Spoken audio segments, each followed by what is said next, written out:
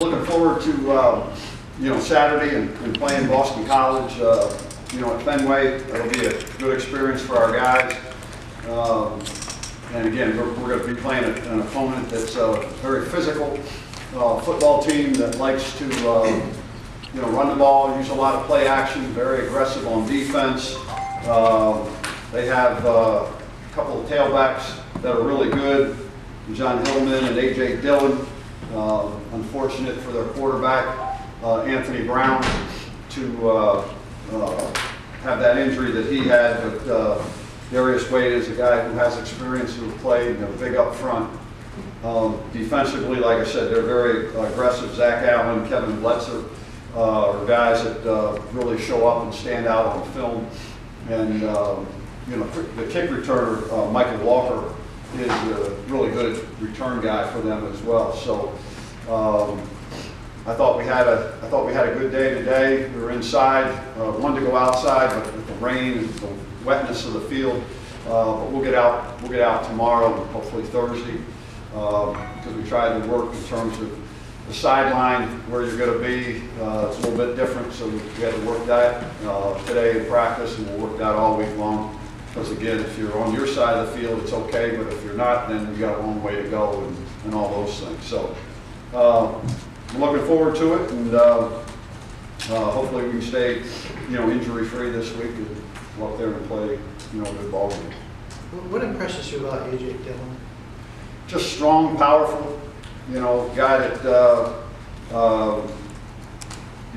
physical, 36 carries last week, durable. You got to tackle him. You can't tackle him high. You tackle him high, you're going to get carried for a ride.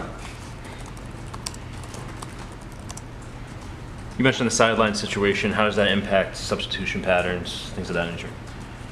No, you just got to do what, you can't go past the 45-yard line, but, we're still going to do all the things we do, but, they got to give you time if, the other team substitutes. They got to give you time to run your guys on, and, guys can go out the end zone and back up the sideline.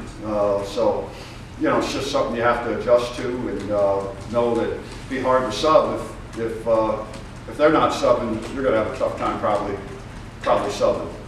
So that's something you got to be concerned with. So for the head coaches as well, obviously, not that you always need an ear in the official, but you're 40 yards away from a play a lot of times. Is that tougher for you? I don't ever talk to the official. I've given that up after the last few weeks. It doesn't do any good, so there's no sense. But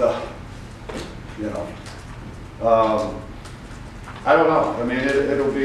It's going to be an ACC crew. It won't be an American crew. So I'll just leave it at that.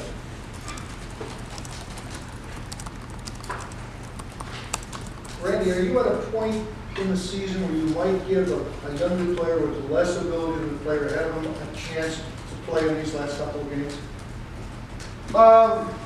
No. I'm going to play the guys that I think give us the best opportunity to win. If that happens to be a younger guy, then we'll do that. But we're pretty much tapped out, so to speak, Joe, from the standpoint that the guys that we have, and we've been playing a lot of guys anyhow. But no, there's, I'm just thinking in terms of the roster.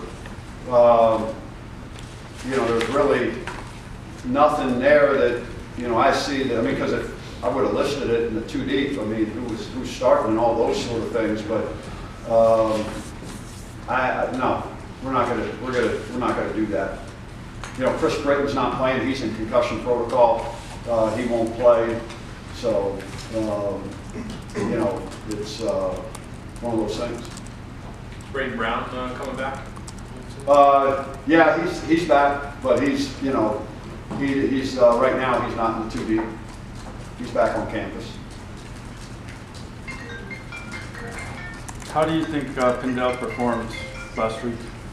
I thought David did some really good things. I thought he was. I saw a guy that was more confident in terms of what he was doing out there and playing with confidence, playing fast. Again, there's still things that he's got to work on, just like all the guys do. But I was very pleased with what he was able to bring to the table. There's couple mechanical things and fundamental things we, still working with him on. But like I said, I did like the fact that he played fast and he played with a lot more confidence, in my opinion.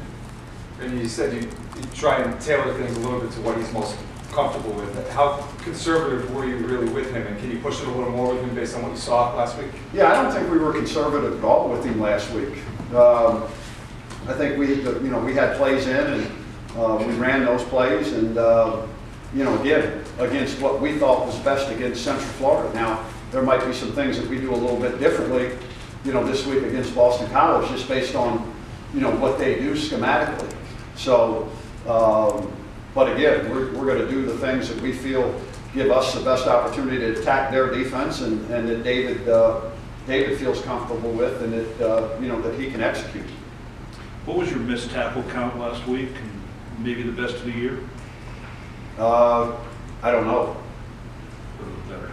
It was better, but I didn't look at it because it didn't seem to show up as much, and again, I think that's just it's a mindset. It's guys running to the football, doing those things, because one of the things I was concerned about was number 9, Killens, and his speed and everything else, and he never got loose. Now the other guy got loose one time, but that was because we didn't have a guy coming hard enough on the blitz that he was supposed to go and come underneath and probably make the tackle in the backfield if he came underneath, and then we had a guy in the hole that missed the tackle.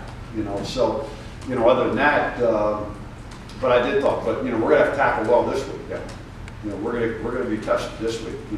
And BC's always noted they got a big offensive line and everything else. So as I told the team, this will be the most physical test we get all year long. So we're gonna have to step it up on both sides of the line, big time. Randy, how have you seen the offensive line develop through 7 games? Been inconsistent. There's things that they've done better, and things that we continue to work on. Ryan Vandermark is a guy that is trying like crazy, working his tail off, has the tools that it takes to be really, really good. It's just weight and strength with him. Cam DeGeorge, same thing, weight and strength. Trying and everything, and Brendan, Beckery's got to play lower. Trey's got to play lower and have a little bit more balance. Matt, we want to get Matt to be more dominant. Matt can really, to me, can be a dominant player, but we got to get that mentality with him to do that. And again, we got to learn to play with our knees bent a little bit more. We still play a little bit we play too high, and that's one thing that we just keep working on. And you can see some improvement, and there was things we did today that I thought were better in practice. So, but we got to get them. We just got to get all of our guys just to be more consistent. And you see it, and that's what I told them. You see things, but then it's like, then it's back. Then we take inconsistency in another area. So it's just that repetition, doing the routine over and over and over and over again. That's the thing that we have to do.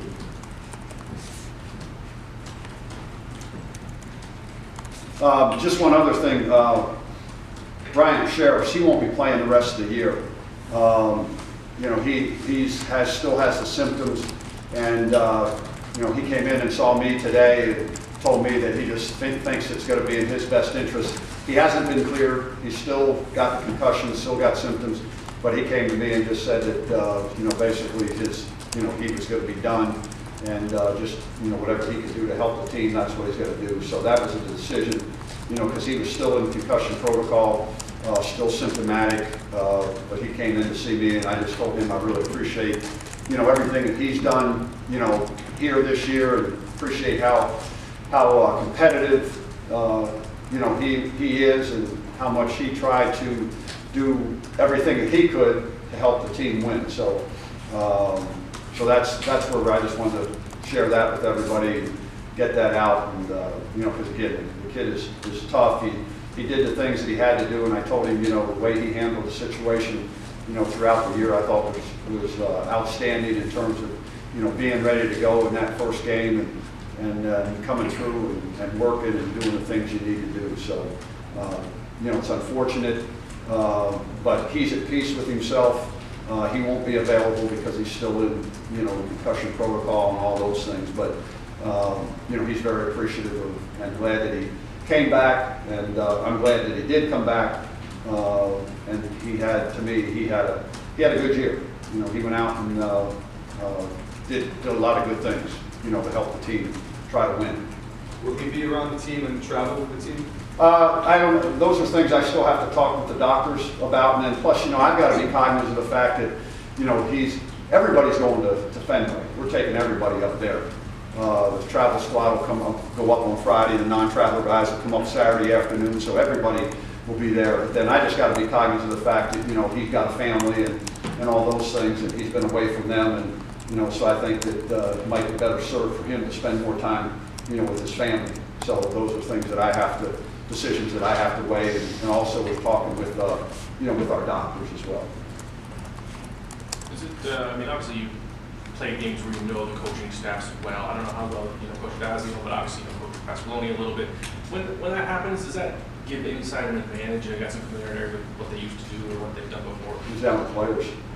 It's players against players. You know, you can watch the film and make the calls and try to get guys in the right position, but then it comes down to the guys on the field. I have a tremendous amount of respect, you know, for Steve and his coaching staff. I think Steve is a good person. He's a good coach. You know, he's done a good job there. You take a look at the number of bowl games he's been to, everything else. You know, you take a look at you know, what they've been able to do. And so, like I said, I have a lot of respect. Like, he's a guy. He's a hard-nosed, you know, run the ball guy and get after you, and you know, his teams play to, you know, his personality.